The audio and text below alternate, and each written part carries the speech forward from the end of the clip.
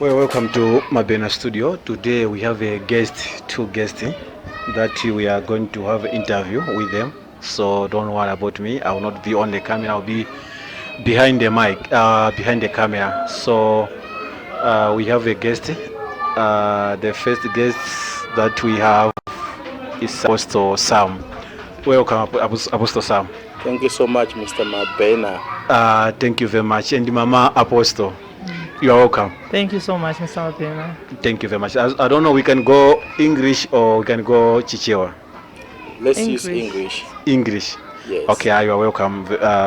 So first of all, we just want to know your history, Apostle Sam, before we go to Mama Apostle. Just want to know your history. Thank you so much. As you have already said, I am Apostle Sam Chithenga, and this is my wife, Reverend Esther Chithenga. Yeah, my history concerning ministry or concerning my life.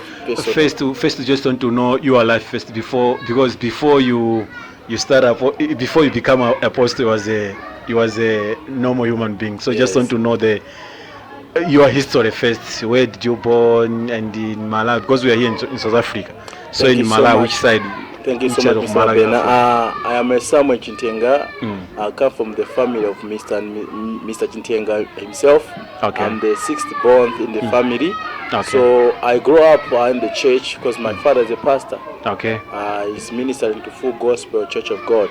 Yes. So we grew up from the Christianity family. Yes. We go to Sunday school. Yes. Then God called me to the work of ministry. Okay. You know, the Bible says God gave some apostle, pastor, teacher, evangelist, and the what? There's a pastor, prophet, evangelist, and the what? One thing I forgot.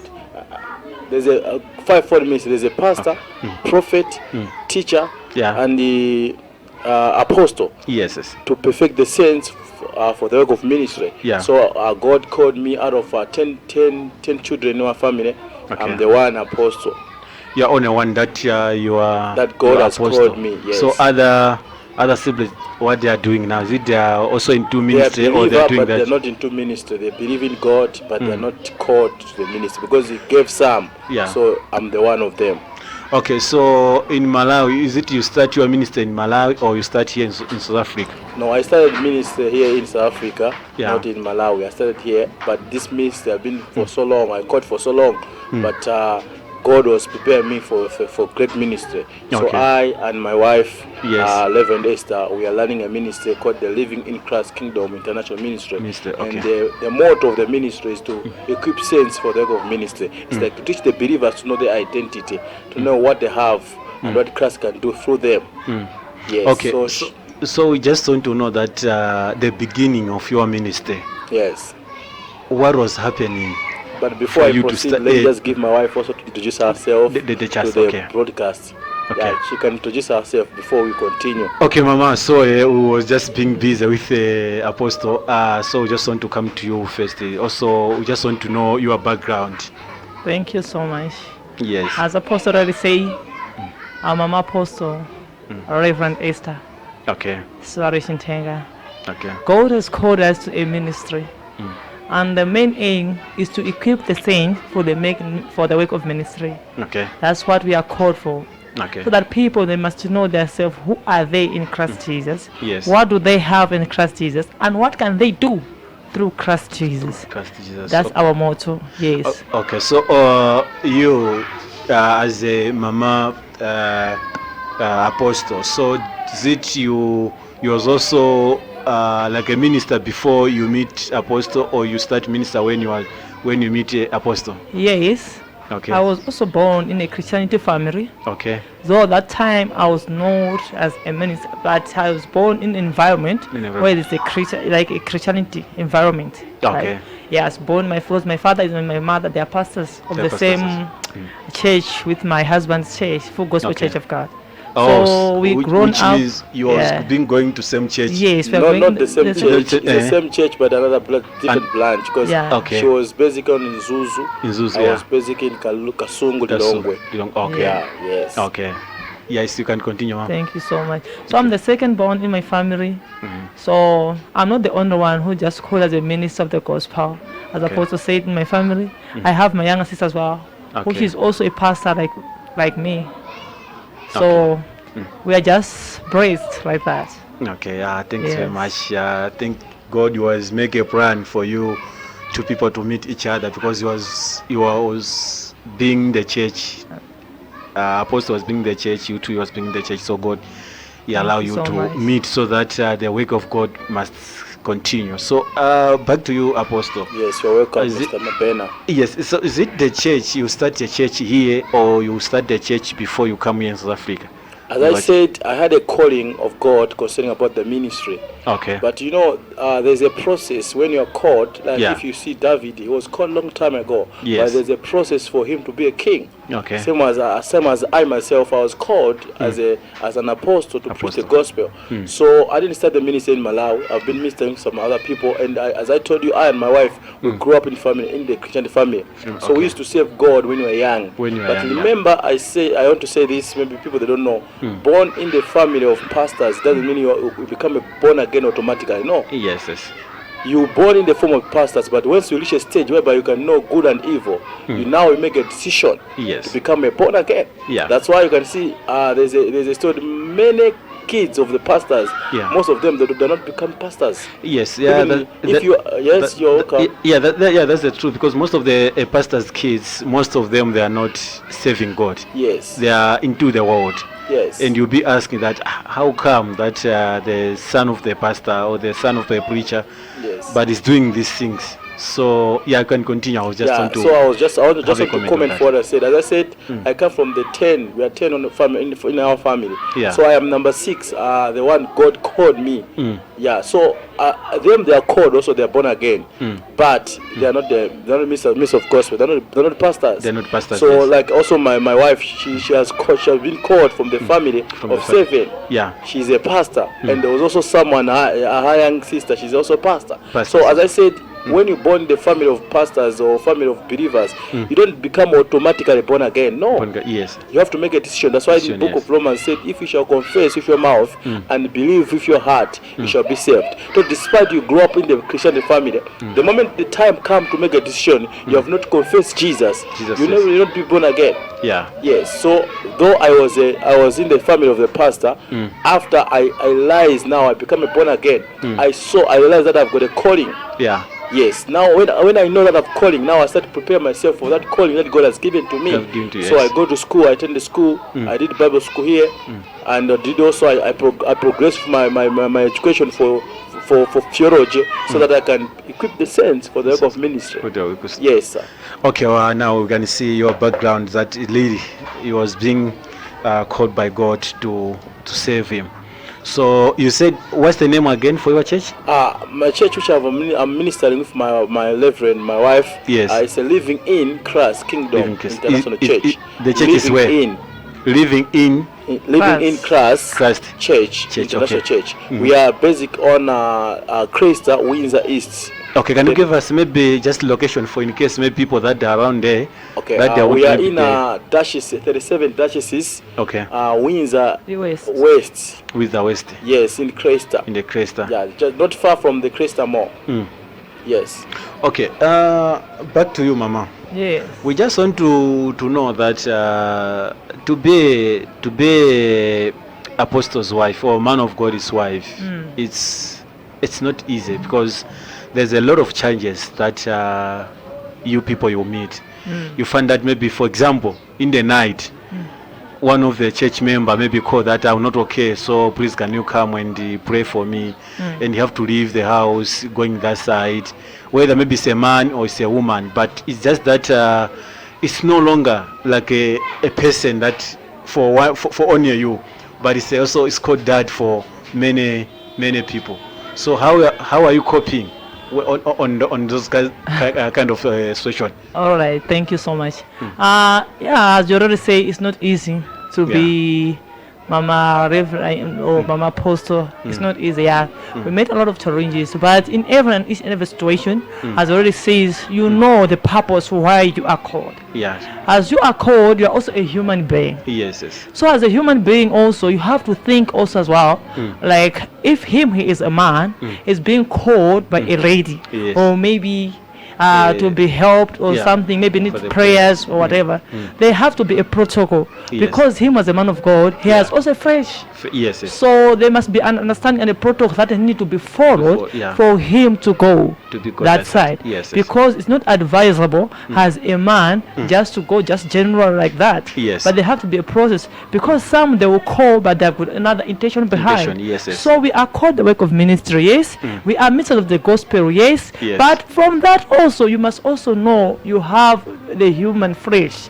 You are also a human being. So used to use wisdom, because as a man of God, some other people who are not yet saved, they have got many ways to use it to do whatever. But as a man of God, you have to know the protocol. Okay, if there is a woman who called my apostle, like I'm also in that ministry. Yes. So it's recommended when a woman is called, I'm supposed to go there, because the work of God, we are called all together.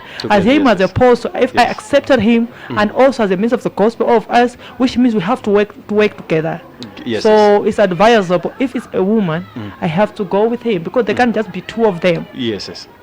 Flesh has got its own desire, and you can't kill the flesh of the desires of the flesh. That is impossible. Yes. But you have to use wisdom. Yes. As a man of God, as a woman of God, use wisdom. Yeah. Okay, so tell us, because we used to see most of the preachers' families, they scatter, they may be leaving the wife, maybe going to get another wife, maybe because of the challenges. But I can see, because I know you from long time, just being together for a long time. Tell us the secret. It's not that much secret, because when you marry to each other, you know, like, this is my wife and this is my husband. Yes, yes. Yeah. So in a marriage way, if you are married, you have to maintain the same, I can say, the same friendship that you had before you get married. Because sometimes it's like, okay, you are married, but since you are married, whatever, you change the way you do things, whatever. It's not supposed to be like that. Because when you are married, you love each other the same way, which means in the family also the same way we have to love each other. As I've already said, as a human being, we have desires of the fresh, which you cannot kill them. Which you cannot kill them. But as you have a desire of the flesh, as a man of God, as a woman of God, you have got the Spirit of God in you. So which means you are controlled by the Spirit of God, not your emotion, not your desires. The Bible says those are led by the Spirit of God, the Son of God. So you need to be led by the Spirit of God, not by your own desire. Though the desires will come, because I will also desire. Right? This is a woman, this is a man or whatever. Him also desire already. Because that desire of flesh, you cannot kill them. But as you already said, our purpose is for a person to know the stand. Like, who are you in Christ Jesus? The identities. This is very, very important. Because as you grow in spiritual life, you know the stand where you are standing. You cannot do something that is wrong. Yeah. Because you know the position where you are standing, because you are being led by the Spirit of God, you know to differentiate between bad and good. Yeah. So sometimes you can't just do like, no, I've got this wife, I have to scat, unless if there is something that is not going along with your wife. But if you are called the work of ministry, which means it's the duty of us all together to come together, and support each other, we pray together, everything must go together. If something is wrong, we sit down and we discuss how can we go forward with this. Because the other thing is, because you are ministers of the gospel, it doesn't mean that you must stop chatting as a wife, because there's also time for a wife and husband. So which means you have to also to have that time, because we are in a relationship. Okay. Yeah. Okay, I can hear you. I think that's the main point, that it makes your family keep on going. Thank you so much. Not having any problem. So just to tell the people that their desire to, I mean, first before you tell them, before you encourage them, there is the other women that they are married to man of God, but they are meeting a lot of challenges in their family, and maybe they are about to divorce or something. Yeah, to leave now. That no, I cannot be with this man anymore because maybe they just go outside. When they are with the people, it's like they're showing like everything's okay, but on their house, nothing's moving on. But maybe they're about to quit. So what you can say to them? Okay, but like what I can say is like it depends with the situation. Okay. Like what makes them to quit? To quit, yes. What's happening in the family? In the family, okay. Because the first of all, you know, before everything is love. Yeah. Because when you love each other, if there's everyone can make a mistake. Yes. But it's not. It doesn't take time for you to go along. Yes. Because you love each other. Yes. But first of all, we have started seeing there is love. Okay. But if there is love, which means there's nothing else can make you to separate. Yes. The other thing is, if you are there, did you accept the calling of your husband, of your wife?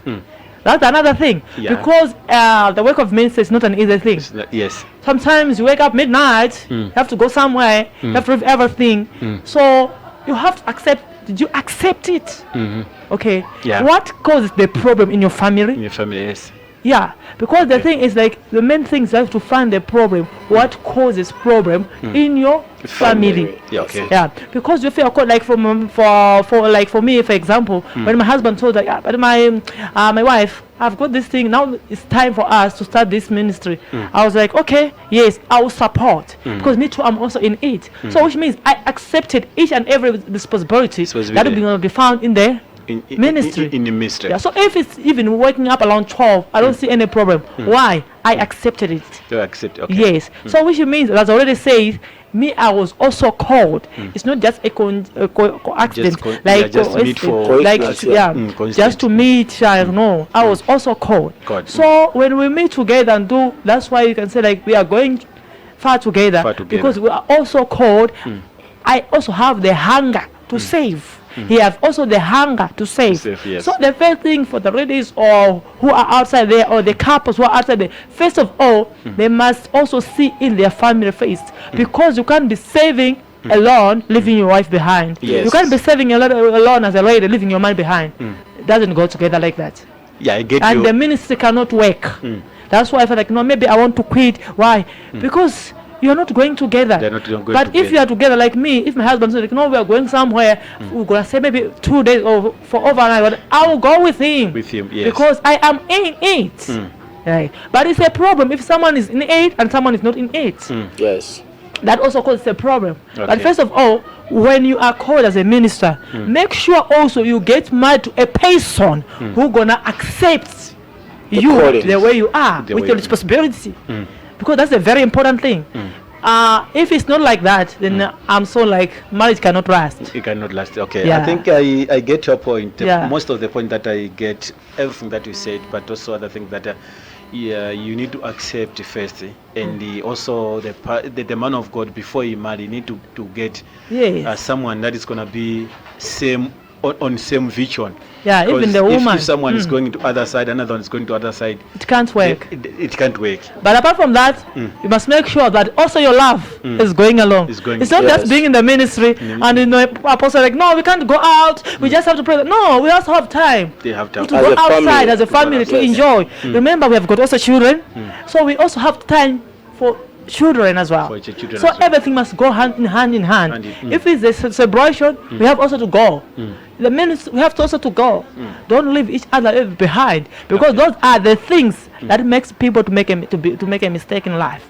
Thank you very much. Yes. I think the other pastor's wife, I think they can once they watch this, then they will take some knowledge. Yes. Yeah, so that they can make sure that everything went well. Okay, well, Mama, we'll come back to you again. We just want to go back to Apostle. Apostle, welcome. Just tell us that, like the way Mama she was said, she said a lot.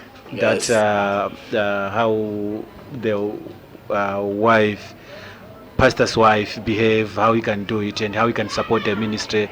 She have said a lot. So we just want also to know on your side. Okay, I just want to comment. The pastors, the preachers. I want to comment on that. Remember, a pastor is a human being. A pastor is a son. a pastor is a husband, a pastor is a uncle to someone. Yes. So you have got responsibility also as a pastor. So I just want to go to the point that I was saying concerning about the families. First, you need to love. Love should be there. Yes. For example, myself, I love her. That's why I come to propose her. That's why before you get married, there's a courtship. Though in courtship, courtship was made to know each other. That's the time when you can note, okay, this one I can live with him or not. But maybe sometimes because you love that person too much, but the signs or red lights that have shown you that no, you can't stay with this person. Because you cannot say that I can stay with someone for 3 months or 4 months or 1 year in courtship without knowing each other. No, you're supposed to know each other. How does he behave when he's so angry? How does he behave when he's tired? So you learn each other. Yes. So let me just tell you this, man of God, also, as you're asking. Every family there's a problem. Each and every family there's a problem. But you need to understand each other. But the moment you're understanding each other, that's when you grow bigger. It's not like you just meet each other, then you have never. Every family they fight. I can fight for my wife, but I make sure after I fight, we have to meet together and just find a solution. Because remember the Bible, Moses spoke something, communicated something using the Bible. It said, before there's no divorce. And the plan of God, he said, once he decides something, no any man should asunder. Meaning God didn't want someone to separate. But because of your hardness of your heart, that's why people they divorce. But it's not like so. So if you're a man of God, you're divorcing. What kind of the message are you preaching to people? If you are failing to solve your own problem in the family, how can you solve the problem for people? So there is a problem, man of God. Before you ask me a question, let me finish this one. Sorry. Yes, because I have a question on that divorce. Okay, you are welcome. Divorce, you are welcome. You can ask me before I continue. Just finish, then I'll come back to you. What I'm trying to say is, as I said, when you want to get married, there's no like what you call Christianity proposal or what they propose. No, we propose the same. But once I propose to my wife, I'm supposed to speak to her. She said, I'm called. I'm a man of God. So if she said yes, which means she accepted my calling. But we thank God because you are privileged, because she also called. That's why it's easy. As I say now, our ministry is less than 1 year, but we are growing bigger. Why? When I said growing bigger, it's not like growing bigger in numbers as such now. We're talking about like knowledge, because we all know the purpose of the ministry. Because when you talk about the church is growing, so I talk too much, just forgive me. No, it's fine. We don't talk about numbers. Yes. First, you have to grow spiritually. When you're going spiritual, then you're going to grow numbers, because you can have a lot of people in your church, but they don't know the Bible. Even some people, some elders, giving them prayer, they can't even pray. So it's not like church like a club. But when they say church is growing, it's when people now they're growing spiritually. They can pray, they can stand, they can explain the Bible, they can explain how they can defend their doctrine. You should be able to defend your doctrine. If I ask you who is Jesus, you have to explain who is Jesus, who is the Holy Spirit.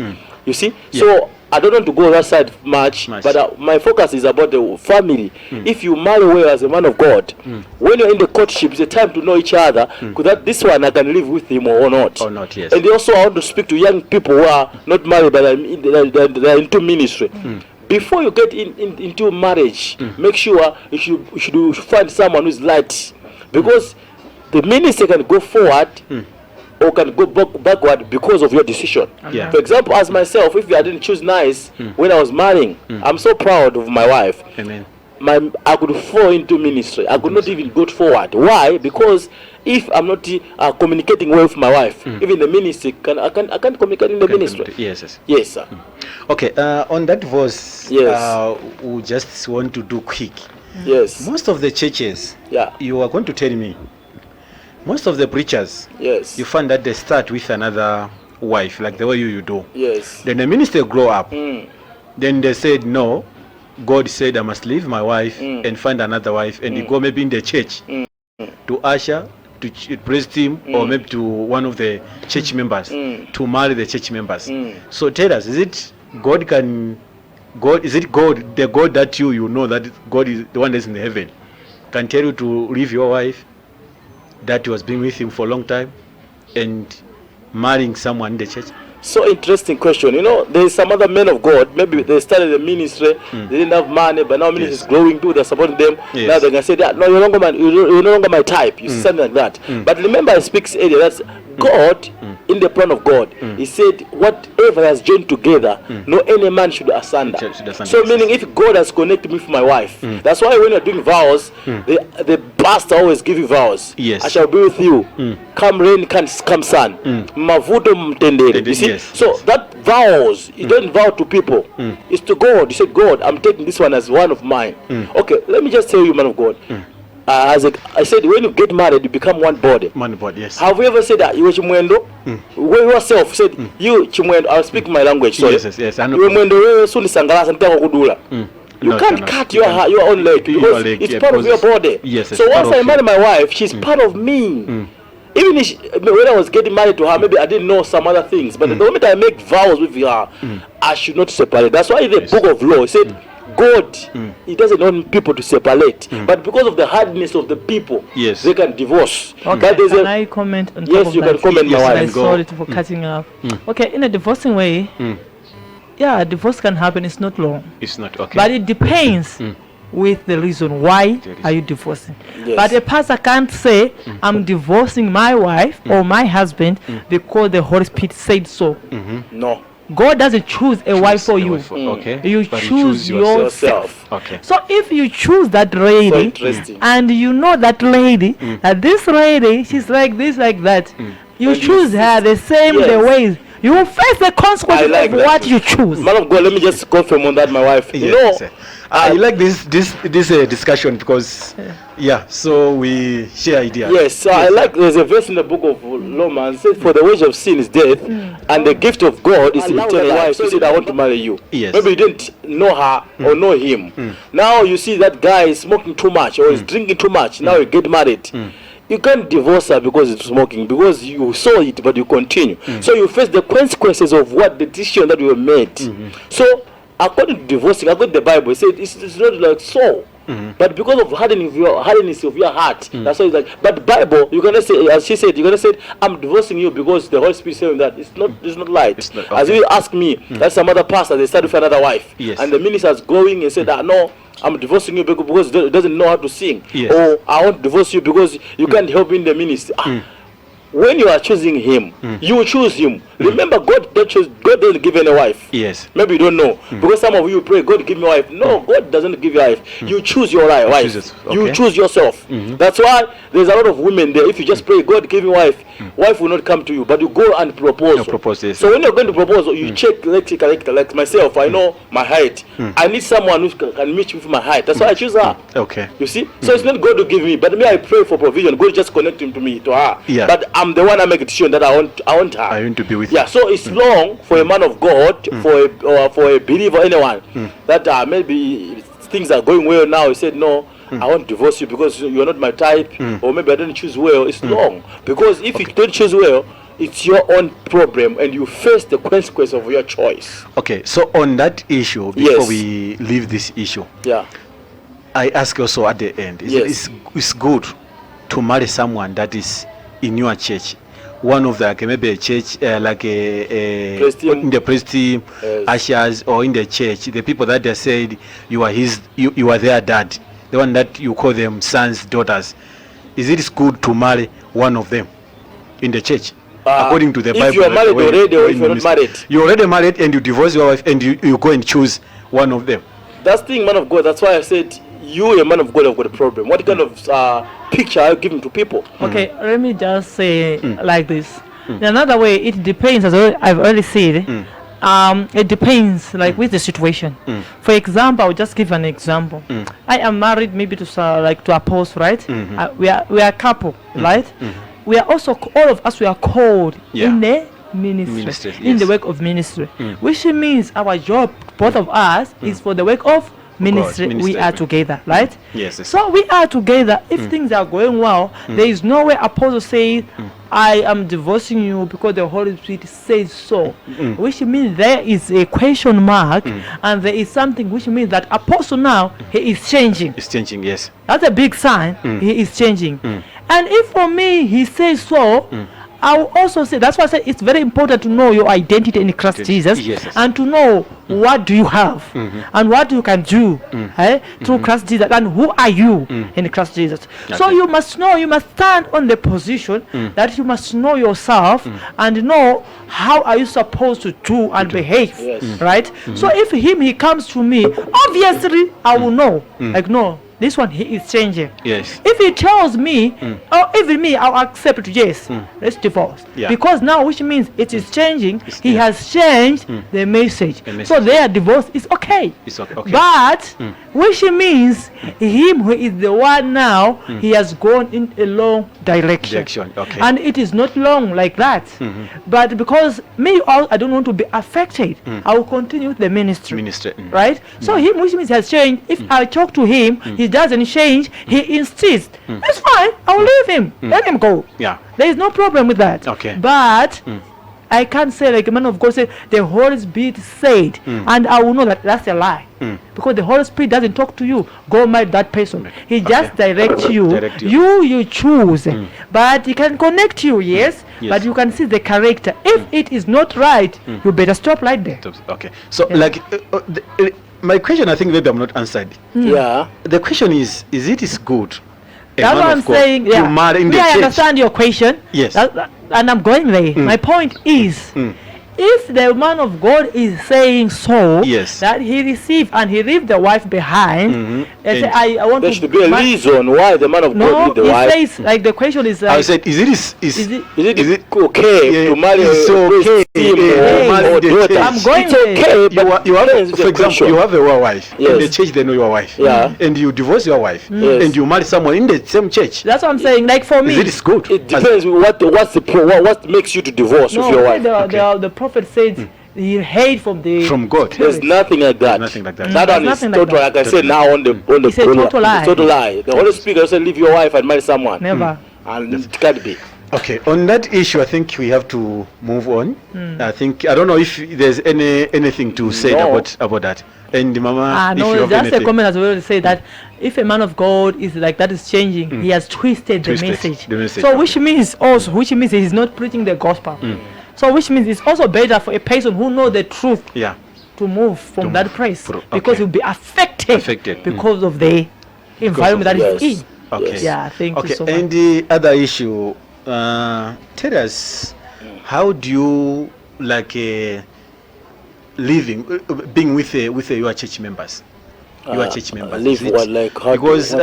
most of nowadays the church is like a business. Yes. Yeah, the people that, like the way you are, you have a ministry. Yes. So people, they take that ministry as like their shop, as their company, as their investment, that they can like withdraw the money from the church members. So like when they see the church members, they see them like a clients. So how do you see your people? I mean, your church members. I like that question. Just now, because of the problem that we have in our generation, people that are starting church with long intentions. Yes. If I start a church, I'll be a pastor, a founder, and people they give tithes to me, they give offerings come to me.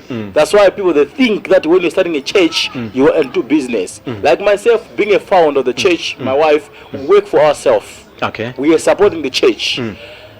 Many members, they can support the church, but the focus is them to receive the message. Remember, God doesn't live in the building. We can even pray somewhere, maybe like here, like in the open ground. Doesn't matter, because God is interested in the hearts. But because for ourselves to have the comfortable place, a room, that's why we find the place called the house of God. But that's not the house of God. A church is not the house of God. It's not the house of God. A church is a building. The house of God is us. That's why the Bible says, don't you know that your bodies are the temple of Christ, that the Spirit of God dwells in? So us, we are the house of God. That's just a building. So I want to come back to the question that I've said. People, they open the ministries with the wrong intention. Once I said, like myself, people they think maybe I'm doing well because I'm taking money for the church. But people who knows me, they know that I work for myself. My wife, she works for herself to support the work of ministry. Members, they come there, giving in the church, it is supporting the work of ministry. Maybe we want to go to preach like the way we are doing here. Yeah. We can't do this without money. We need money. That's why we give in the church. We need transport to go and do evangelism. We need money. But church was there to speak the message, not as a business. Yeah. So maybe on top of that, I just wanna add up. You know, the church is not a place of business. Yes. And it's not a place for you to make money. Yes. If you wanna make money, you must make sure that you go and multiply your money in a business outside. Okay. Right? Yes. That's why there is opportunity of us all to work. Yes. So you cannot say I'm going to church, or maybe I'm giving 100 rand so that you can multiply, I get 200 rand. That's why most of people, they say most of Christians, they are poor. Yes, because of long mentality. Long doctrine. Because Long people, they doctrine have taught also. if you give 2 rand, God will give you 4 rand. Four rand. God is not gambling God. No. Okay, on this issue, which Yes. means the people that you see a lot of church, they have like a seed offering. They say Yes. the more, they said you have to provoke the God. They use that way that you have to provoke the God. anointing. So, yeah, the anointing. Yes, you get it. Yeah, you have to provoke anointing. So when they said you have to provoke anointing, it's like the meaning that you have to put more money so that God can be it can be bless you. So I think I don't know. Like people, right? They don't understand. The blessings of God are not material. Material. Okay. The blessings of God are spiritual blessings. Just to comment on what my wife is saying, you talk about maybe you've told to man of God that give something so they can provoke the anointing, something like that, or give so that you can be blessed. You have to understand the Bible. As she said, God is not interested with material things. If God was interested in material things, but no one will rich or be poor in the church. But God is interested in the heart. As she said, for you to go to do in the life, you need to work, do business. Think about business, how can you make money? That's why even Apostle Paul, he was working, he was doing something. Okay. Even if you're a man of God, just staying. No, it's not. You have to do something, do business, work, so that you can feed the family. So there's no way you can give your plant seed to provoke God. It's like you're blabbing God. Remember that money doesn't go to God. Okay. So just to tell you, see, there's a lot of people that was being rich. Yes. Before, sorry to say this. Yeah. They was being rich before they start church, but when they start church, they find that they become to zero because they take everything that they have into the church. Yes, that's true. Then they become now the beggars. Yes. So what you can say about this? First of all, you need to know the doctrine. Okay. Any message which is speaking about material things, that's not the doctrine of Christ. Okay. Because the doctrine of Christ is about saving souls. So you cannot give me money. Okay, for example, if I said, I'll give you the money, God will bless you. Yes. As a man of God, why can I pray to God to bless me? Why I want money from you? Okay, which means the man of God, he said, give me the money, God is going to bless you. Yes. It's a liar.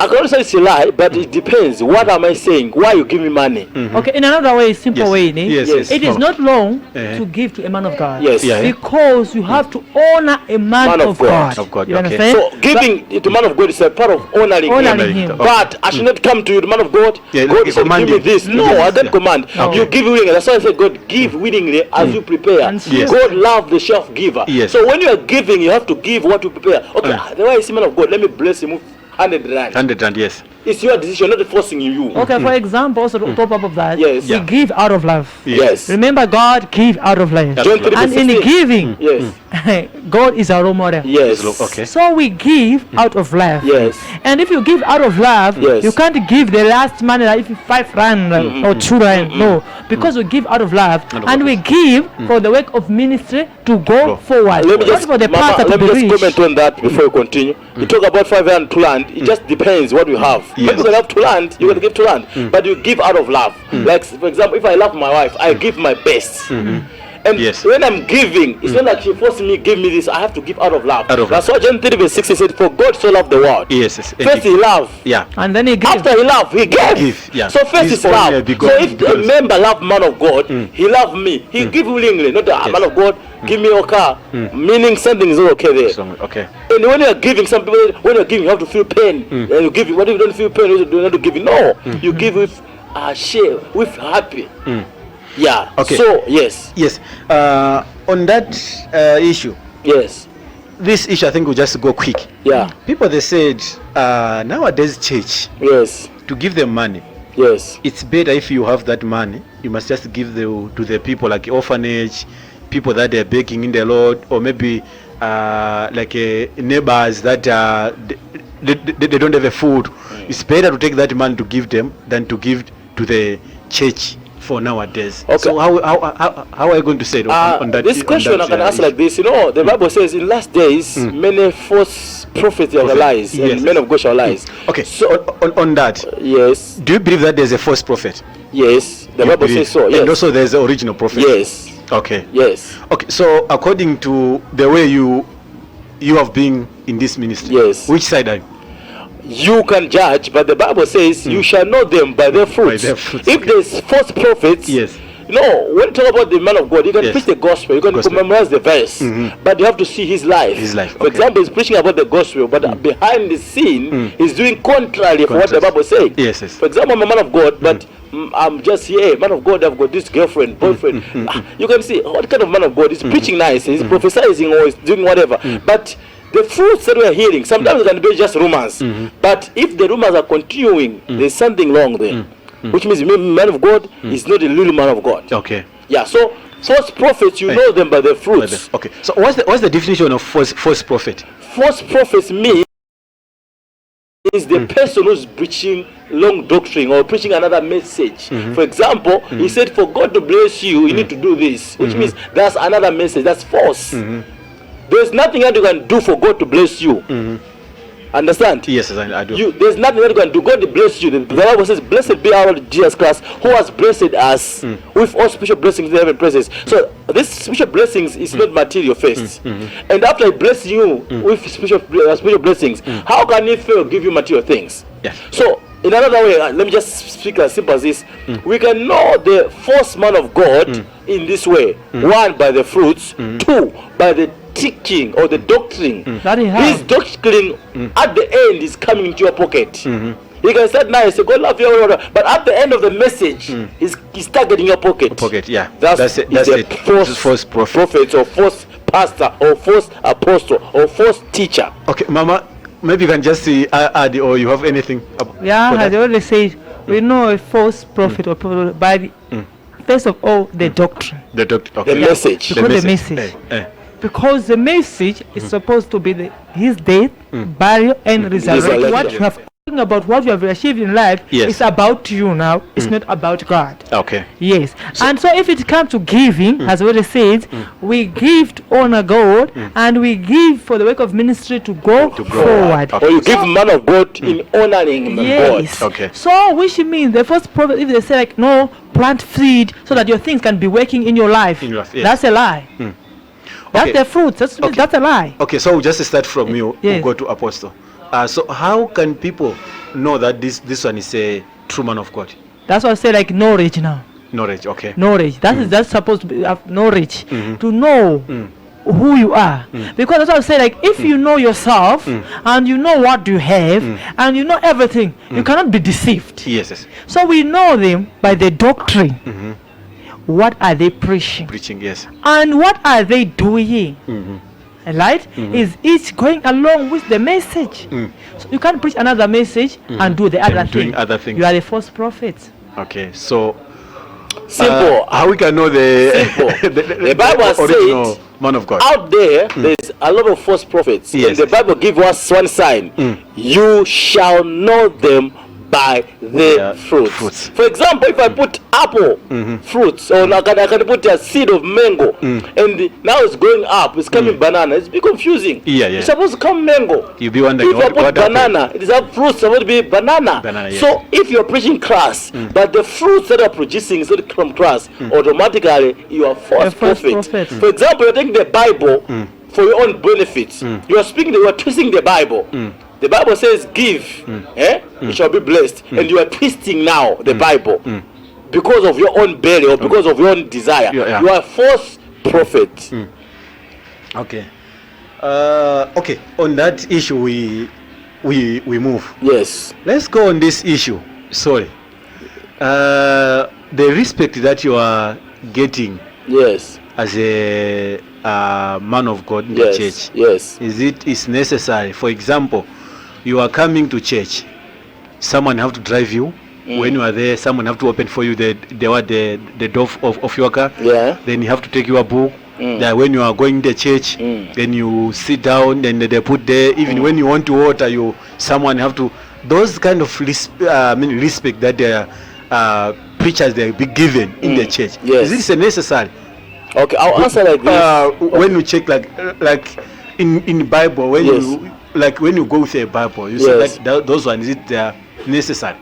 To answer you, that's just local church. For example, if my church loves me, I can just give example. You can't allow apostle to drive himself. I'll drive him. It's okay. It's fine. I want water. One of my members bring water. It's fine. But I want to speak something there. The problem that we have now, people they are worshiping man of God instead of God of man. Thank you. People, believers, they are worshiping man of God instead of God of man. For example, someone is believing too much. When he come to me and touch my shoes, he'll be healed. Yeah. So something now, it's like now instead doing idol worshiping. You are worshiping the one of God. God of Apostle Sam. No, you don't have God of Apostle Sam. You have God. On that, what's the meaning of this thing that people they said God of That's why Apostle I said people Sam, God of Apostle? It's just a respect of me, but now they are continuing instead of respecting God. Now they are giving respect to me. When God of Apostle Sam answer me, meaning they don't trust. As my wife said, our aim is to teach the believer to know their identity, who they are, what they have, and what they can do through Christ. So you, my God, and my God and your God, we have the same God. Remember, when you are born again, you didn't receive big Jesus or small Jesus. We all receive same Jesus. The Spirit of God that is in you is the same Spirit of God that is in me. But only difference knowledge. That's why I said many are called, but few are chosen. So we are all called, but instead of called, God he choose some to be apostle. He choose some to be a pastor. He choose some to be prophet. Why? He wanted these people to perfect, to teach the saints for the work of ministry. So what I'm trying to say is, you can give respect to man of God, yes. Okay. But don't worship man of God. Worship God of man. Okay. Tell the people what the meaning of worshiping the man of God. Worshiping is, for example, you come to me, you bow in my shoes. You believe too much. The power that I have than the power that God has. Another thing, he said, when the God of Apostle Sam speaks, something change. Meaning you're not worshiping that God. Because it's your God, it's my God. Say, when our God. So, respect the man of God is good. You can take my bags, you can drive me, you can open the door. It's just part of respect. It's fine. Yes. But don't dare to worship me. Because I'm also a human being like you. Yes. Yeah, in addition of that, some they say like, no, I have to take a photo of maybe a post and put on the things gonna work for me. That's idol worship. It's got nothing to do with that. I'm going there on anointing materials. I'm going there. Okay. Yes. Let's just finish this. Then I'm going there to materials. Anointing materials. Yes. Okay. Because you already start, Mama. We can just start with you. Okay. How do you think about these material things like water? People they're selling. It's a selling. It's a part of business. Yeah. Because they're selling and they're charging. You see, if it's like maybe they just give them for free, they're supposed to just say, okay, you know what, you can just give any money that you have. For example, this Jehovah's Witness, their book they don't say, they just said you can just contribute any money that you have. But in the church, it's like they are selling because they are charging. This bottle, this anointing bottle is water. It's what is 50 rand.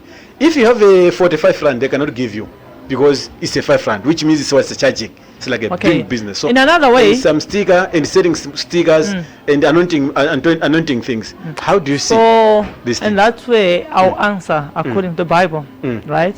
In the book, is it First John? Yeah, it's saying, but the anointing which you have received of Him shall abide in you. So before we continue, when you are reading the Bible, make sure you take care of the tenses. Okay. There's a past tense, present tense, and future tense. Okay. So the Bible says, but the anointing which you have received. You have received. You have received. Shall abide of Him. Okay. So now the anointing is a person. So which means these things of stickers and water.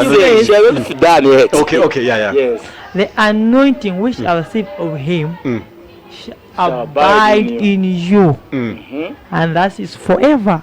Forever, okay. Right? And the same anointing shall teach you all things. And the same anointing it shall teach you all things. All things. Okay. So which means the anointing which you have received of him, which means him is representing a person. A person, yeah. Which you have received, which means you are not receiving it now. You have it already. You have it already. Which means you have received. When did you receive that anointing? That's a question. Another question. Yeah. The anointing, you receive it the same time you receive Jesus Christ. So which means Jesus, he is the anointing. Yes. The anointing which you have received of him. Shall So abide what in we you. receive when you confess with your mouth and you believe with your heart, you receive a person. His name is Jesus. So the same time, which means you have received the anointing. So So now my anointing cannot be water. okay. Now my anointing cannot be Like your cooking picture, oil. like your Because- pictures. Your picture, that's take my picture, then put in the... Now I can't believe in apostle. Apostle, if you give me something or I put on my hand, or if you give me something I drink, then I'll be healed. No, it doesn't work like that. Because now anointing, it is a person. A person, The yeah. moment I receive Jesus, I receive have the anointing. And I am the anointed Anointing. one. Okay. You see, So, because which that same means- anointing, it lives inside of me. Because okay, say if I the anointing, if I take water, I Yes. will drink. And I go to the toilet, I'll flush it out. Yes. Which If means you anointing take is the God. oil, I'll put here. I go, When I you wash bath, it you out. wash it. Anointing No, is but God. you see, that anointing which you have received of him, Abide in I you. shall abide in you. So which means the person who I receive is Jesus, and which yes. he is my anointing. Yes. He is my teacher. He is my everything. I don't have to praise water. What is water? don't have to praise the anointing oil. I use it for Just cooking. to comment for my I use wife. it for My wife, she has cooking. said, I'll continue the same thing. First, believers have to understand what the meaning of anointing. That's why the book of Hosea said, my own people are perishing because of lack of knowledge. Yes. The moment you don't have the information of, for example, I use this example most of the time. Man of God, if you have never using iPhone, if I give you iPhone, you will suffer a lot because you don't know how iPhone operates. Yes. So we are suffering in the Christianity because we don't know, we don't have the knowledge, or don't have the information of the Christianity. So water of the anointing is not water, it's not cloth, It's not oil. a sticker. Anointing is a person. His name is Jesus. Someone gonna ask her, but we see in the Bible they use oil as anointing. Remember, oil was representing anointing, but it was types and shadows. Okay. They were preaching Jesus via types and shadows. Yes. So it can be possible, like Apostle Paul, he was using his handkerchief because he was so anointed. People they get healed. But if you're using now and then, now it's just same as sangomas. If I said take my watch, when you put your my watch, you get healed. Meaning either I'm using another power. Maybe I can use it if God revealed to me that day. I can use it. But if I'm using repeatedly now, which means something is wrong, it can be sangoma. Because it's only sangoma. They said, okay, drink this water twice a week. Yes. Now they come into church. People that come to boat of waters, pray for the water. So which means now it's like they're worshipping idol. Water's got more, it's like water's got more power than God. It's like God. It's like God is like not less important than water. The water is very important than So God. it's just lack of information, lack of knowledge. So the men of God, they are the one they are twisting. I'm not saying they are preaching like long, but they're twisting because, for example, you said oil. The giveaway said anointed one, which means now we devalue Jesus. Yes. How much oil? Another part is like it's part of their business. They're doing business. How can you take oil and put here? You said I'm anointed. When you go and bath, anointing is gone. It's gone, yeah. But anointing is a person. His name is Jesus. The moment is coming, is the same anointing shall I teach you how to never do leave it. you. And he will never leave you alone. It lives But here. if you are ignorant in the Christianity, you go to church, you buy 200 for small bottle. Yes. Even if you go to, and you're wasting. Instead of someone is suffering for cooking oil to cook meat, you are using oil as anointing. Okay. We just want to go to break. Yes. Amen. Yeah, but I enjoy.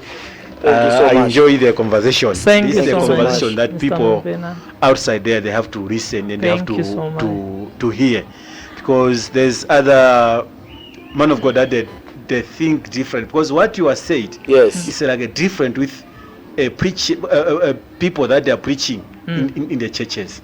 Thank you so much. We'll come back just now. We just want to have a small break. Thank you so much.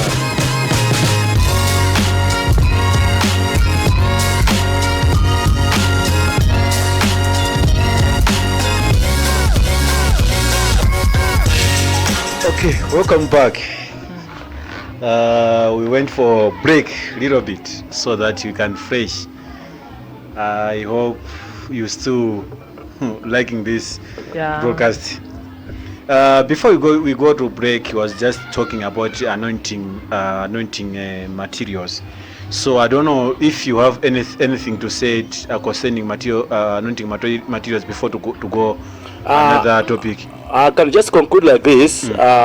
We are Christians, so whatever Jesus didn't do, we don't do it. Because if you see, Jesus has never called things which are material called anointed. If the people that use the anointing materials is like disciples, like Apostle Paul, but they didn't do repeatedly. So when talk about anointing, as I said, is in Christ. Jesus Christ is anointed. So the moment you receive Jesus, you receive anointing. Like my wife, you were asking, when did you receive anointing? You received anointing the day you received Jesus. So the anointing that you have received is the same anointing which is in you. So anointing, we cannot say anointing is material things. No, because remember, material can perish. Money can finish, or cloth can finish, oil can finish. So, but anointing, which is a person, Jesus, he will never finish. So anointing is not material, but anointing is a person. His name is Jesus. That's why the Bible says, anointing which you have received shall abide in you, and the same anointing shall teach you all things. There's no anyone to teach you, but the same anointing shall teach you things. So anointing is a person. His name is Jesus. Just to add up as well, when we are talking about the anointing as well, it's not a different anointing. We receive the same anointing. So each and every person who receives Jesus Christ to be his Lord and Savior, he is anointed. Yes. But what we differ is knowledge now. Okay, in this interview we just put a lot of things into one so that because maybe to get another time, of course we'll get another time so that you can keep on breaking down, because we're just going here and there. But I think on that we finish for anointing. For anointing, I think we have done with it. So now I just want to go on this issue. I think I have two topic that I just left, but I'll just go quick. Okay. Another thing is that what I want to know that first I have to, before I ask you this question, I want to ask you, do you have a spiritual father? Yes, I have one. Who is your spiritual father? We called 11 somewhere in Uganda. We called spiritual father. It's like a father in the faith, the one who helped me to grow in this knowledge. Okay, tell us why the preachers now you cannot go alone without having a spiritual father. Things of spirit are spirit, but you need to understand. For example, no one can born without a father or mother.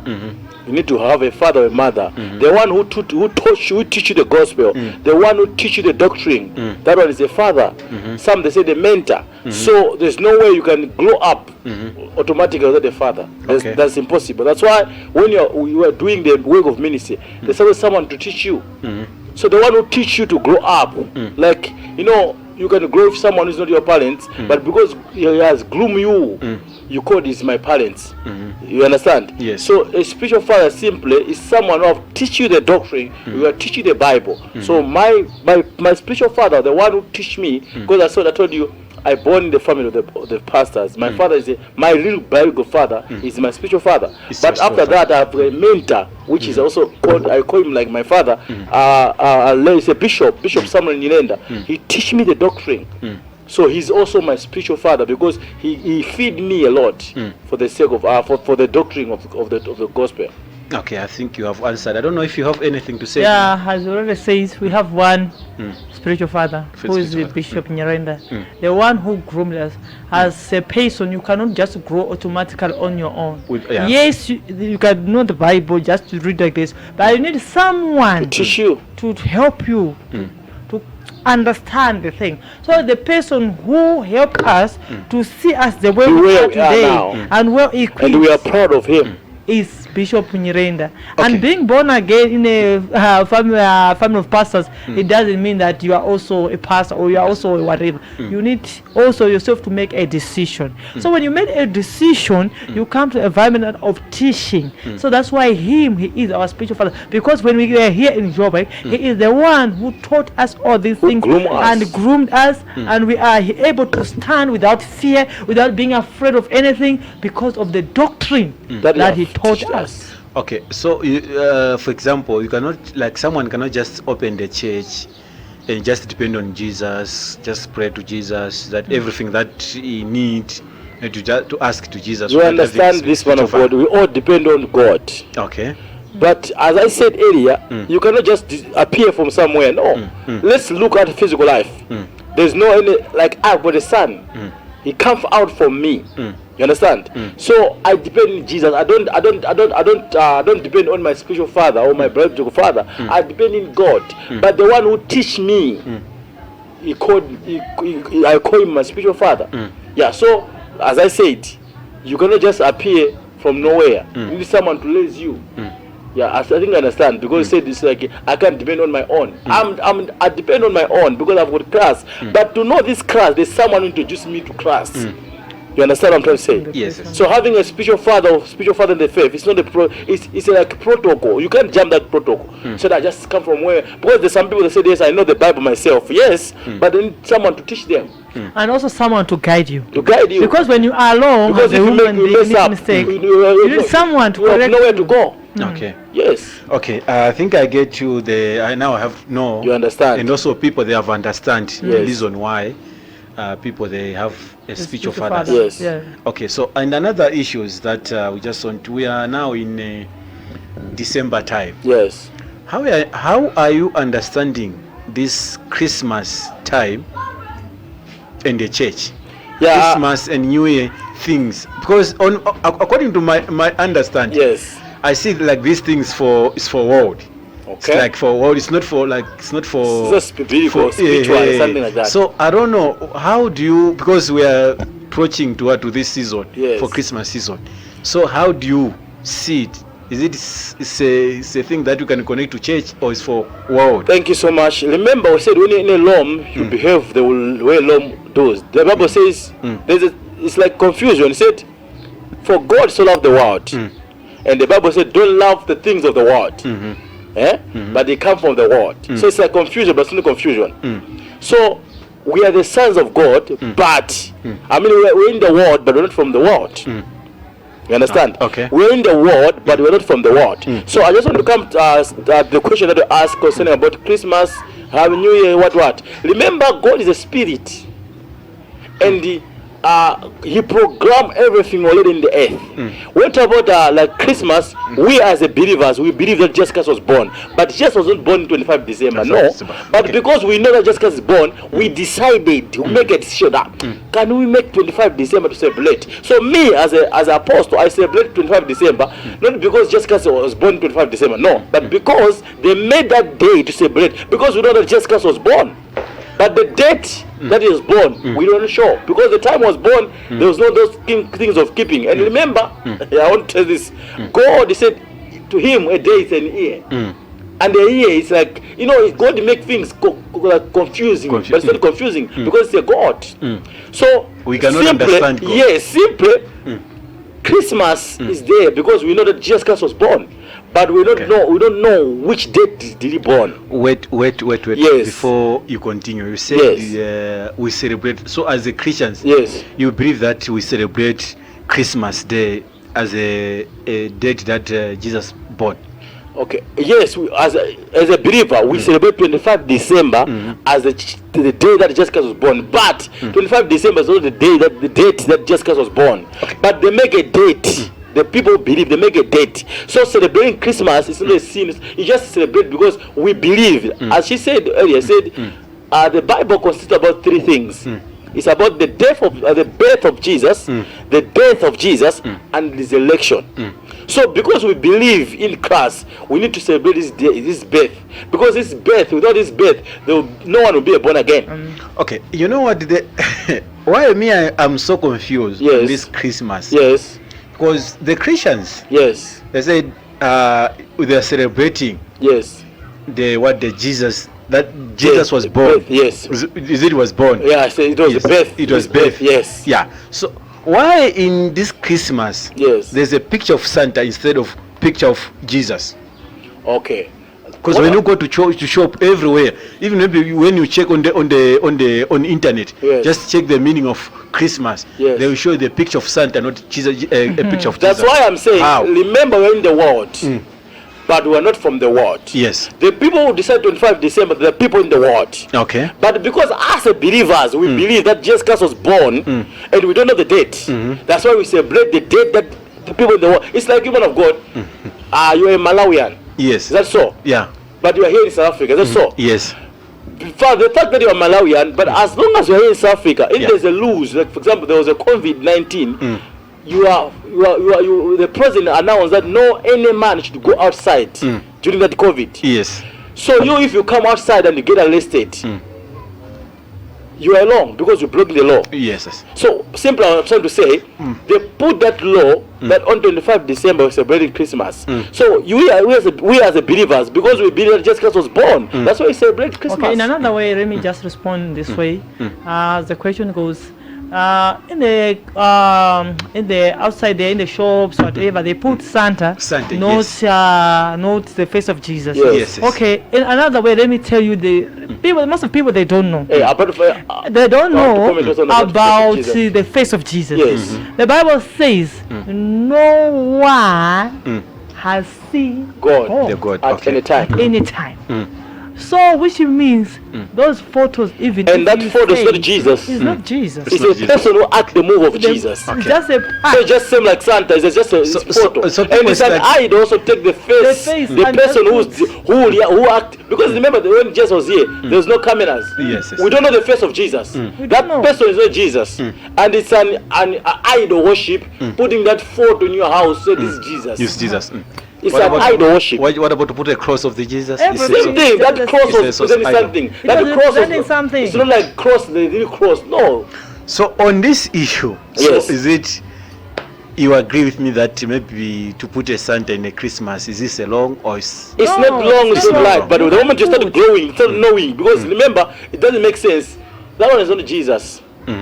Remember, that one is not Jesus. Okay, because you know what, on your birthday, yes, we cannot celebrate your birthday yes. and put in my picture on your birthday. Okay. Yes. So it's like we are celebrating the birthday of Jesus, but we put a face of Santa. That's why I said, us as a believers, we believe that Jesus Christ was born. We don't know the date. That's why we celebrate that date. But we don't see that face that you're talking about, or Jesus or Santa. We see Jesus, because remember these things are spiritual things. That's why the Bible says the things of spirit is a stupid to the people who are fresh. Yes. And you can't descend them. Their spirit descend unless you have to be in spirit. So we celebrate, but we celebrate that we are saved because of his birth. Okay. But we don't put on pictures. No, we celebrate because we know as a believer we know that Jesus was born, but we're not sure about the date. Okay, so you can encourage the Christians that they must celebrate on Christmas. Because we believe that Jesus Christ was born. We don't know the date. But because we believe that the world system, they make that date. Yeah. That's why even if you are working, that day is a holiday. It's a holiday, yes. So remember, you have to abide the rules of the world. Because you're in the world. Though you're a believer. Yeah. So abide the rules, not like worshiping Santa, worshiping that Jesus or another them. No. As we know that Jesus Christ was born, but we don't know the date. Okay. So because we believe that Jesus Christ was born, we celebrate that day. Okay. And our celebration is said we celebrate because his birth was our salvation. Because that Jesus Christ born, no one was born again. Okay, Mama, what about your side? How do you see as I this? already said, those photos is about Santa or maybe just to put a photo of Christmas. Has got nothing to do with it. But the thing is to know the reason why are you celebrating. So we're celebrating the birth of Jesus Christ because we know that without him we couldn't be who we are today. Which means there could be no life, which is eternity. Yes. There could be no salvation. Yes. So we are celebrating him for what he has done. Okay. Yes, but Okay. not about the photos. About not Because the Bible says no one has seen God at any time. So me, I don't know the face of God. And nobody can say, I saw God face to face. I don't know the face And God of is a spirit. God. Okay. And God, He is a spirit. Okay, so on Christmas we jump. What about 1 year? What are we celebrating on 1 year? On year, on let the me start. crossovers, because church you put a crossover. Every church now you have a crossover. Maybe except other church that they don't believe. But most of the church they have a crossover in 31. So what are we celebrating? Before Apostle answer, let me answer this question. Then I hand over to him. On the crossover, there is nothing like that to God. That there is a crossover. Okay. Yeah. In the Bible, there's nothing called like a crossover. You never see crossover. A crossover. Okay. There's nothing. So that is just because of this year. That this year has ended, and people make we are going to another year. That is a crossover, but has got nothing to do with God. With because God, okay. it's God, He doesn't work according to our calendar. Yeah. It doesn't work according to our calendar. One day it's one One year. day is maybe it's 1 day or days, whatever. 1 day. But it's not about maybe a new year, whatever. No, it doesn't go. But it's just because of us here that we know, now the year has ended, we are going to another year. But it's got nothing to do with Jesus. Yeah. But we celebrate just to say we are just in another year. It's not wrong, but has got nothing to do. Okay. I think you have answered me well. I don't know if you have anything. I just want to comment on that. Remember, this program is people who program. Yeah. People they set that January to December. God doesn't know January. That's why I said the time of God. God doesn't take time or doesn't take short time. God have got his own time. So because we are in the world, yes, we have to obey the word. For example, if you say that to me it's not January, to me it's February, this is December, you said to January, people they say you are crazy, you are mad. Yeah. Because the calendar will say that this is December. This is December, yeah. You see? So crossover, meaning you cross over from darkness, the crossover that the Bible says, it's like you move from the darkness now in the kingdom of light. So we already cross over. We're in the light. But we're moving to another year. I want to speak something also, let me have an advantage. Because some people say that last year was bad, but next year will be good. Let me tell you, numbers doesn't change anything. Because if you know, the day will be the same. Like on the first, we have the sun or rain, whatever. But what will change? Just a number. Instead of 2005, it will be 2006. So if you've got the problems now, if you don't plan nicely in your head, the same problem will come in 2006. Why? Because people say that this year was tough, but next year, maybe nothing will change if you don't implement something. Something, yes, sir. That's why we as a family, you guys are listening to me, you need to sit down and plan. That's why the Bible says, light your vision. When you light the vision, you see, where do I fail? Then you fix the way you fail. Maybe you should overspend your money. Maybe you do things that are out of budget. So you make sure you do your things nicely. But if you do the same in next year, it will be the same. But remember, to God it's not the year. To us as a human being, because we're in the world. That's why you need to obey the laws of the world. That's why I said, if you said no, let's say Lama Post, I said on the Tuesday, no anyone should go to work. You want to work, but because him is in high authority, if you go to work, they arrest you, which means you break the laws. Yeah, you break the law. Same as the world, they have got their own laws. You need to obey their laws. The moment you don't obey their laws, you face the consequences of the disobedience. Okay. Yeah. Okay, we'll come back just now.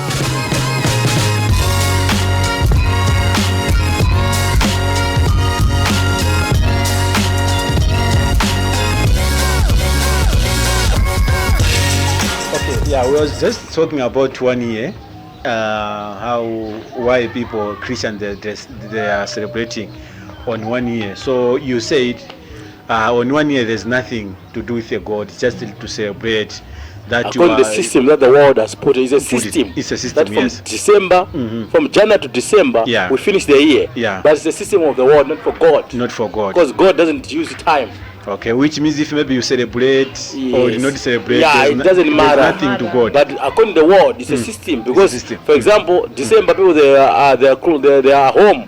January, if you don't go to work, say that no, to me it's still December. You get fired. Yeah, because you just follow the system. For the system. The system you can't change it. It's like that. Okay. Sorry, this question I was supposed maybe to ask before we ask this, because we're supposed to be end on this Christmas and New Year. Yes. But it just come in my mind. Yes. You know, there's a people that you are fair man of God. Yes.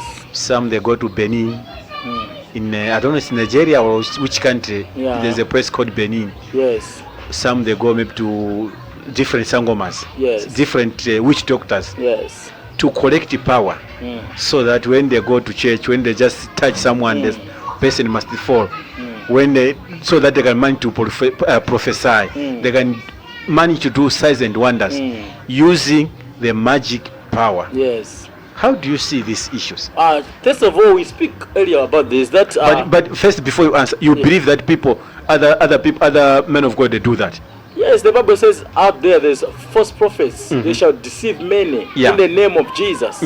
So I believe, and I know that they are outside of there. Because the Bible says so. Okay, then you can answer, because you cannot answer without knowing your side, that if you believe or not. But if you said you believe, just answer me that question. Okay, I'll answer like this. The same thing that I'm saying, I just speak now, that the problem of believers now is not money, it's knowledge. It's knowledge. Information. Because the moment you don't know the information of who you are, what you have, and what Christ can do through you, you suffer a loss when you're a believer.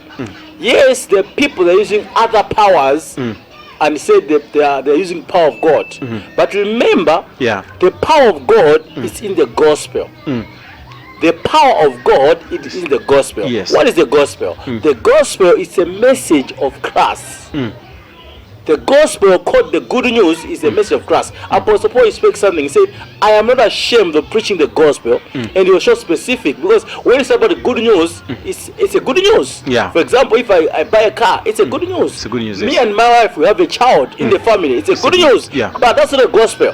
So the gospel is the power of God unto the salvation. So the power of God is not like making someone to fall down. That's not the power of God.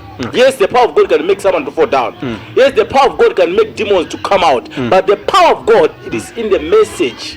And the message is Jesus, which is the gospel. That's why I said, Apostle Paul said, I am not ashamed of the preaching the gospel. And it was so specific that the gospel of Jesus Christ, meaning there's a lot of gospels, or there's a lot of good news.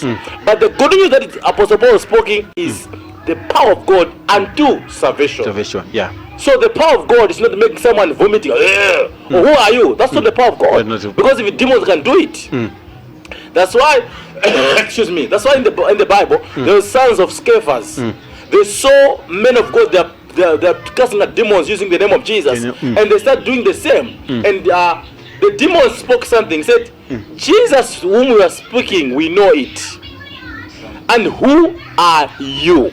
So meaning, what I'm trying to say is, the power of God, it is in the gospel. Yeah, so people, they use another power, like going to Sangoma. That's why I said, most of people, they start ministry with the wrong intention. And most of people, they said the ministry when they've got too much people. And most of them are doing ministry to help people. That's why Reverend Esther, which is my wife, said, it's a doctrine. The moment the doctrine that you're preaching is different to what the Christ has said, you are a false prophet, you are a false pastor, you are a false apostle. Because the doctrine should be in alignment with Christ has said.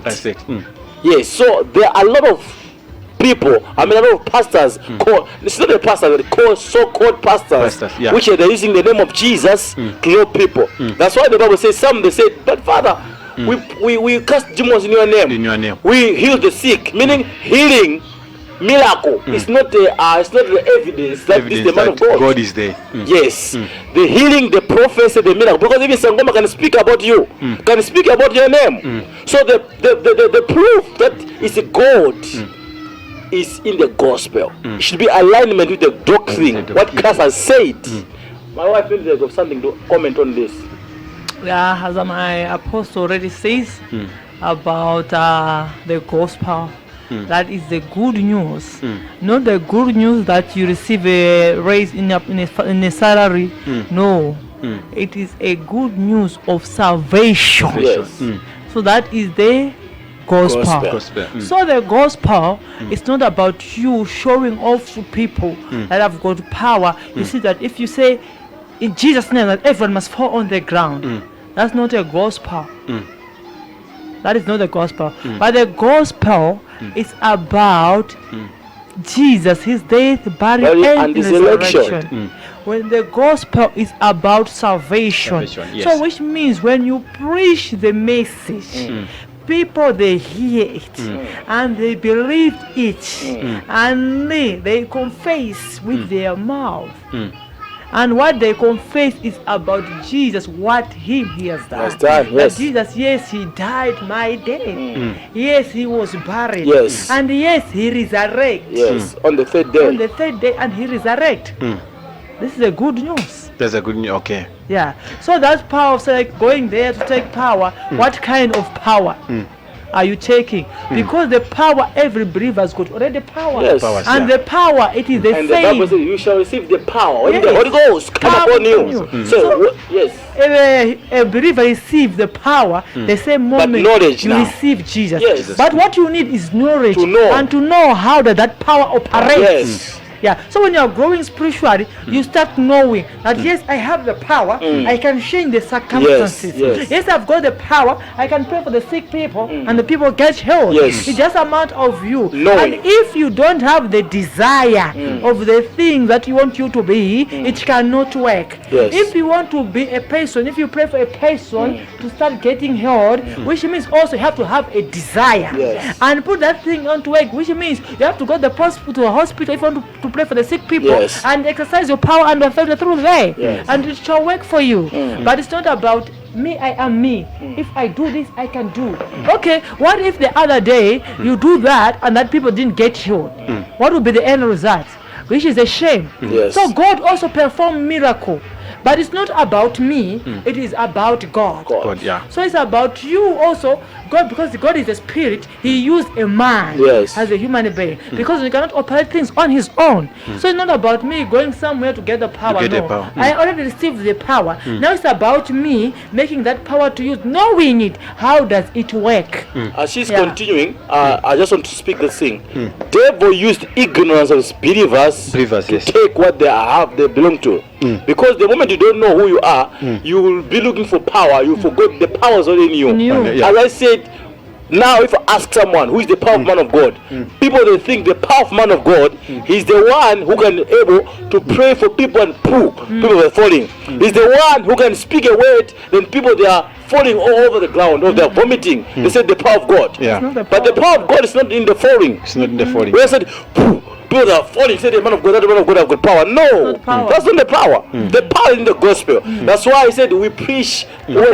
I also add the point. The power is in the gospel. So which means when you preach the message and the message is able to change a man, that's the power of God. That's the power. Okay. Yeah. Okay.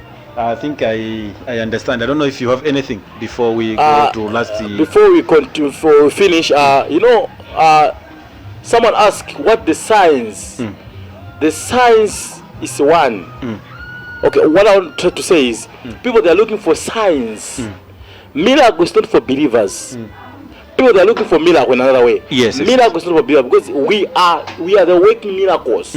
So if you are looking for a miracle, meaning you don't know who you are, miracle is made for an unbeliever so they can believe. Like me, the way I am, I don't need miracle. Why? Because I'm miracle myself. You are already miracle, yes. But miracle is for people to believe the gospel.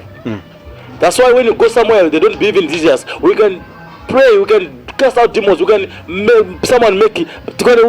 perform miracles because we want people to believe this Jesus. But miracles not for believers because we have miracles already. I don't know if you agree what I'm trying to say. Yes. So and also on top of that, the sign that someone has get healed or whatever, it doesn't mean that person is a born again. Or the sign that person prayed for you and get healed, it doesn't mean that person is a married man of God. Because sometimes some people they just use medicine, you get healed. A lot of them they get healed. But what we need is the doctrine, the message, the gospel. So there is nothing about power whatever without the gospel. The gospel is power. of God. The gospel has got no power, but the gospel is power on its own. So which means when you speak the word, a change take place. It's power. Yes. It's not waiting of people falling down or rolling down. No. But each and every believer has got a power. Okay. It's just a matter of you realizing it and knowing how to use it. Yeah. Okay. Thank you very much for your coming. People there, we have been blessed to have you. But I don't know, just maybe on the last words, like man of God and also man of God, just give us a message of encouragement for, there's a lot of people that give up in the church because of what they have seen in the churches. People that have seen things in the church. When I say things, you have to understand. Even you have seen things, not people. No, you are one of them. No. I'm not here to stand on myself, but I stand for the people. Of course, you can say that. You have it's seen fine. Also. Yeah. Yes. People we have seen things in the church. Yes. Yeah. That you have seen, that they make us to quit the church and to have nothing to do with the church. Doubts of God. Yeah. To have doubt with the God. Is it God is leading? Because you find that he was breathing on someone. Yeah. That this person is taking me to heaven according to his preaching, but just maybe just changing, and you end up now asking that if this person change, can I find also a little man of God? Yes. There's the people that they lose trust in the churches. Yes, a lot. Give them the message of encouragement. Should I start? Give them a message of encouragement. Okay. Or for the people who are quitting, or maybe because of this, or maybe because of a man of God make a mistake. Remember, a man of God is also a human being like you. So it's possible for a human being to make a mistake. One, that's another reason. So you don't have to quit because of a human being that because he has going to make a mistake. No. But the thing is that what I've already said is knowing the diet that you are being fed. As for me, I've been fed a diet that I'm not shaken by anybody else. Like because of a mistake, it must pull me down. No, I know the stand that I am standing. If something is wrong and is contrary to what Christ is saying, I will leave that person alone. I will go forward with it. Because that person cannot make me go down because about the mistake that he did. No. I received the message, and that message, it is my everything. So I believe the word of God, who is a person, who is Jesus. So no matter what a person can do, it will never take me out. And the situation that I can meet or the challenge, it cannot make me go backwards. Because there's challenges I'll meet because I am a human being. Sometimes we meet a challenge because of lack of skills. Sometimes we meet a challenge because of not planning properly. As a minister of the gospel, you are running a church. You must also invest yourself in a business. You must also work so that you mustn't fall down. So when you are doing things, you must be able to know that also I am as a father, I'm a mother, I'm a father. I've got a family. I have also responsibility. So which means you have to invest somewhere. You must make it yourself quit. If challenges they come because you are a human being, and because you overcome that challenge, the Bible says we are more than a conqueror. Which means the situation can come but cannot be more than us, because as we are carrying something that is great. So that situation cannot make us go downward. Yes, as a human being, I can just be down, but it cannot make me go forward. That's why I now starting up and seeing myself that who am I in Christ Jesus? What do I have? What am I carrying? What can I do? So which means when you reach to this point, you become a person who are unshakable. You become a person who are unmovable. So for those people who have given up, I'm encouraging you wherever you are. Don't give up. Don't give up. Which means you didn't just meet the right doctrine. But the moment you meet the right doctrine, you know the standard you are standing, you shall never give up. They are real men of God. But what you need to know is to know, like the knowledge, especially which one is the little man of God. You just need the knowledge to know. Hallelujah. Amen. I think that I can just stop there. Okay. Just to finish what my wife just said, she spoke a lot. The Bible says God is the same yesterday, today, and forever. Yes. And the Bible will never mean what we never meant when it was first written. So the Bible is our standard. So man of God can change. I say because it's a man of God. It's a man of God. It's not God. He can change. But the changing of man of God should not make you to change. Yes. Because you don't believe in the man of God, but you believe in the God of man. Hallelujah. So my point is, it's not necessary to quit, but see the place where you are. Because what makes people to change the message first is money. That's why the Bible says money is a root of evil, but money is not evil. Money is good. We need money, but the root of evil. Because if you see man of God that are changing, most of people, they're because of money. For example, maybe someone come to my church and have good money, more money. So he's trying to change things. Because I like money, I'll change things. Or I'll choose you maybe to put it in another position because I've got money. So it's not good for you to change because of man of God or to stop trusting God, because God is the same yesterday, today, and forever. Another thing is about the doctrine. The doctrine, what Christ has said. If the man of God is speaking contrary for what Christ has said, leave man of God alone. Forward Jesus Christ. The Bible, there's one basic that it shows us. There's a time where Jesus Christ was preaching in the mountain, and when he was preaching, 3 people appear. Moses appear, and the prophet appear. Elijah, prophet Elijah appear. And the same time, the disciples, they said, Master, it's good for us to build 3 shelters. One for Moses, one for Jesus, and one for prophet. Elijah. Meaning, prophet Elijah. Meaning, people that trust more Moses than God. That's the problem. People that believe what Moses has wrote is true than Jesus. And people that trust more prophets than God. That's the problem. And they're putting them on the same level. That's the problem. But the Bible says the moment they are speaking the same thing, the crowd cover them. And Moses disappear. And prophet Elijah disappear. But Jesus remained. And after Jesus remained, the voice from heaven, they said, this is my loved child. In him I will please. Please obey him. So meaning simply, if Moses speaks something contrary for what Christ has said, leave Moses alone, follow Jesus. Because Moses have never saved anyone. If prophet Elijah or prophets of the world, they're speaking something, for example, God says, Moses spoke something, said, love those who love you, and hate those who hate you. But Jesus said, no, love your enemies and pray for them. So for example, man of God, he said, today we're going to pray, we want to kill our enemies. When we talk about a human being, or every witchcraft in my village, die in the name of Jesus. The man of God is lying. Because God, he come to give life. Not to kill. Not to kill. We pray for our enemies, witchcraft, to be saved. Not to be die, to die. So if the man of God is praying the prayer to kill people, because Jesus have never killed, God doesn't kill. Enemy is death. So meaning he's doing contrary for what Christ has said. And Moses, he said, eye to eye, evil to evil. But Jesus said, pray for them. Don't give back to evil.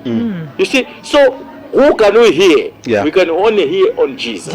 So now the problem is, people, as I said, man of God, as I'm finishing, people, instead of worshiping God, they're worshiping man of God. Man of God, yes. The way that man of God, they believe the word of man of God instead of the word of God.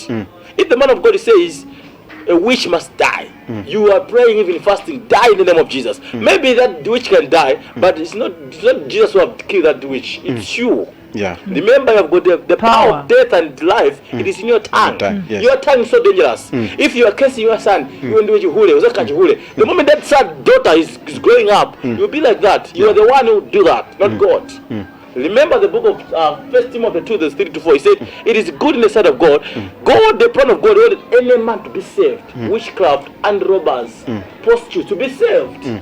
So if you are praying for robbers, even maybe in Cosmo, you hear that people that there's robbers, they are killing people. You don't have power to kill that person. You pray for that person to be saved. To be saved, So in a simple way, there is little men of God. How do you know them? Simple. You know them by their fruits. Our fruits should be in alignment with what God has said. But if the fruits outside and at my working place is contrary for what God has said, meaning I'm a false man of God. Even though I'm preaching the Bible, I'm using the Bible, I'm a false man of God. So in another way, you should not quit the church because of the man of God. But you can quit the church if there's long doctrine or long teaching. If the teaching is contrary with the word of God, you are free to go. That's why the Bible says, run away from that place. Because either you also start doing what they're doing, or you also mislead.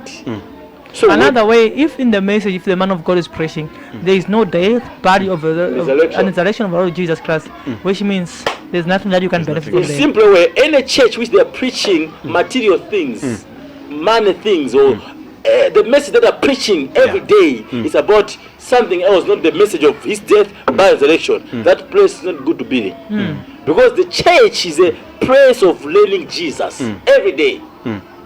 The message that we have is Jesus. We can read in the Old Testament, but in the message we speak about Jesus.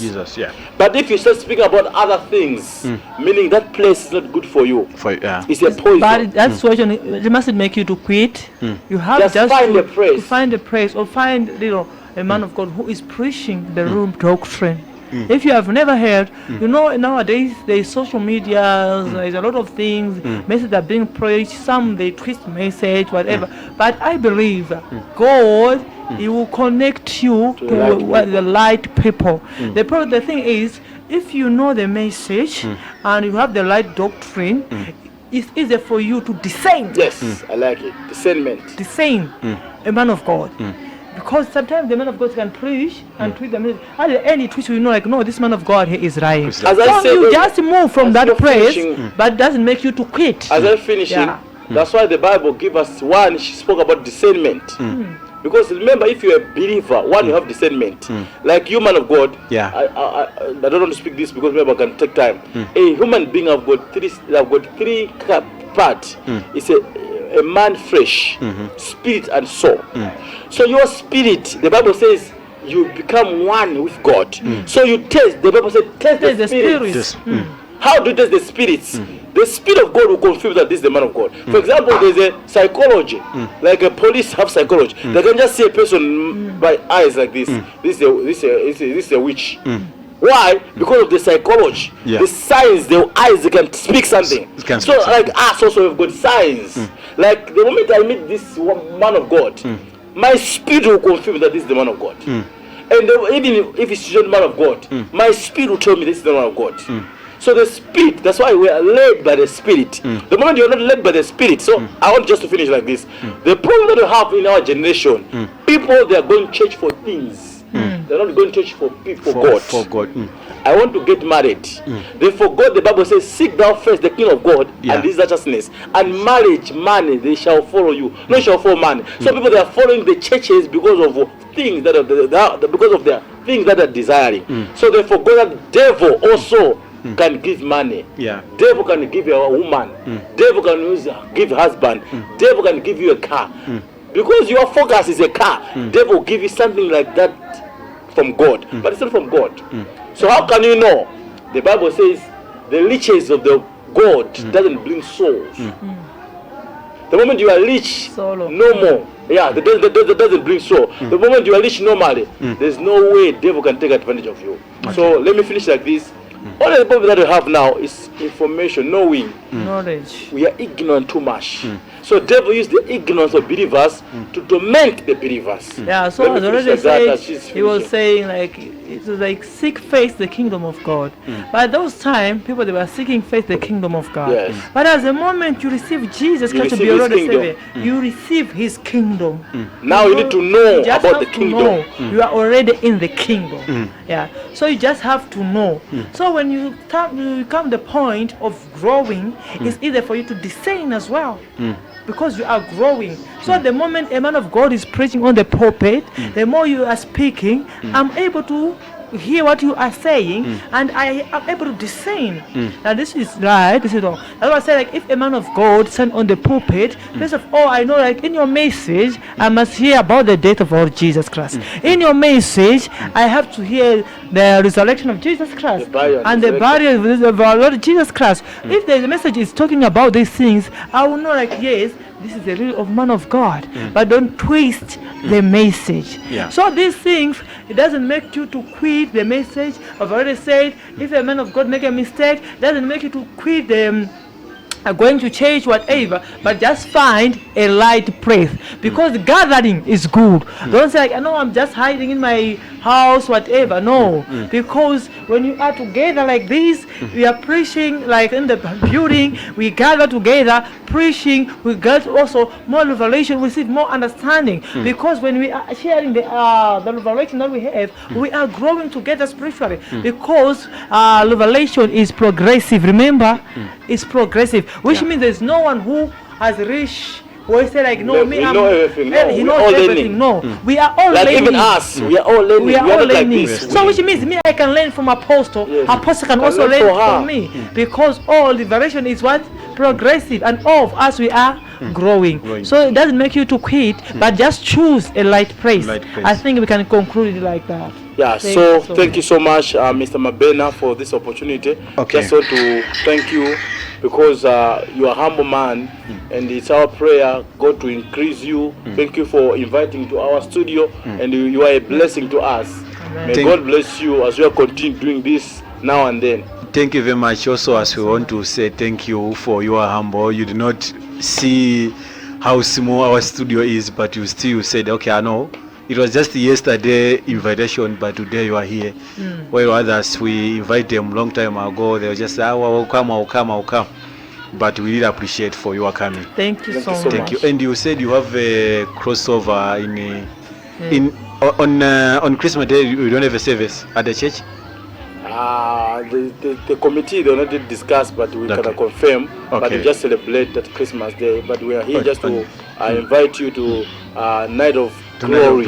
We call it Night of Glory. Okay, so what topic you said is going to be Night of Glory? Night of which Glory. Is from glory to glory. So we're gonna speak more about that, because most of people, when they say glory, they compare with money. Like maybe you are driving a motorbike, or man of God, for example, maybe you're walking. Now God has given you another money. You buy a motorbike. They said from walking, now I'm in the bike. For example, me, I'm driving a small car. Now God has blessed me. Next year I'll buy a big car. They say the glory. But that's not the glory I'm talking about. So we need you to come to this night of glory, because as I said earlier, that when talk about another year, it's just a number. It's nothing else, just a change of the number.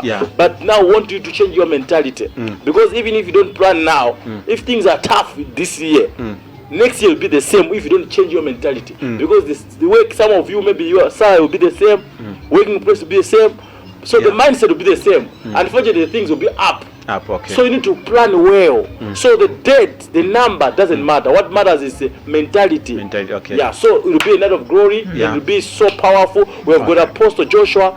Our guest is coming. We have got our Reverend Banda. We have got another Prophet Solomon. Many people will come just to explain more about the glory. Because people, when they say glory, when someone is driving a big car, is living in the good house, say glory. That's not the glory I'm talking about. We're talking about the glory because according to the Bible. So we're going to talk more about the night of glory, which is from glory to glory. Yes. I think you just put also your poster for your crossover, so that people they can see. Yes. Yeah. So the direction again is where? We are in the Duchesses, 37 Duchesses, Windsor East. As you are going to Crystal Mall, just find, and we have got also number. We're gonna put our number there. If you lost direction, you can communicate to us. Just mention the church number, so that for in case maybe my number around there, you can use this. My number is 067 91 43 764. Apostle Sam. When you call me, we're gonna communicate. If maybe you want to come but don't have transport, you're gonna communicate for us. We're gonna arrange transport so they can come. We just want you to know what the meaning of glory. From glory to glory. From glory to glory. So we said crossover, but us, we shouldn't say crossover, because we already crossed over a long time ago. Because crossover is when you are moving from the kingdom of darkness, you are in the kingdom of light. So we just said crossover because the word said crossover. But us, we said night of glory, whereby we come from another glory to another glory. Yes. Thanks very much for your coming. I don't know, Mama, if you have last words. Maybe I did not ask you. Viewers, wherever you are, we welcome you to our night of glory, from glory to glory. We want you to know, especially come and hear what is the meaning of glory to glory, because of apostles maybe to a car, moving from a Toyota base maybe to a BMW car. That's not from glory to glory. But what the glory that we're talking about is about the glory from the glory of Old Testament the glory of New Testament. So come and hear more. What does it mean from glory to glory? Thank you. Is it there's any dressing code?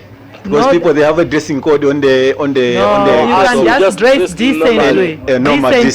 Dress smart. Smart, decent. That's modest. They said modest, dress nicely. Okay. So thanks very much. I don't know. Thank you so much. Thank you if there's so anything. Much. No, thank you so much, Okay, Mr. MABENA. thank you very much. Now this is the end of our this was actually it was like a church service, not exclusive interview. We but really we said enjoyed. this exclusive interview was with Apostle Sam and Mama Apostle Sam. Thank you so much. Thank you very much. I hope if we invite you again next, you come again. We are so Thank proud you of so you, much. Mr. John.